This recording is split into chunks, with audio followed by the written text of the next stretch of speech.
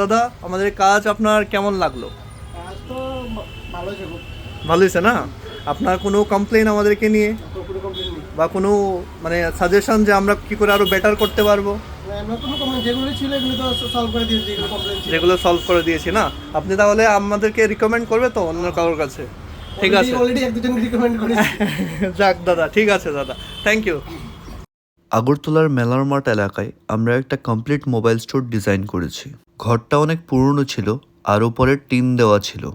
তো প্রথমত আমরা সিলিংগুলোকে ভেঙেছি, তারপরেই আমরা কাজটা স্টার্ট করেছি।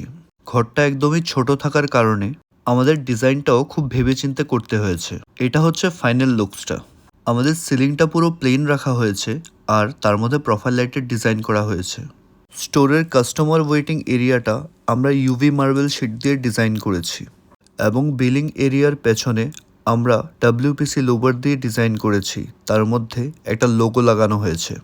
আর তার রাইট সাইডে পুরোটাই শেলফ বানানো হয়েছে যার মধ্যে মোবাইলগুলো রাখা হবে। নিচের জায়গাটা পুরোটাই কিন্তু ছোট ছোট কম্পার্টমেন্ট বানানো হয়েছে যার মধ্যে মোবাইল রাখা যাবে।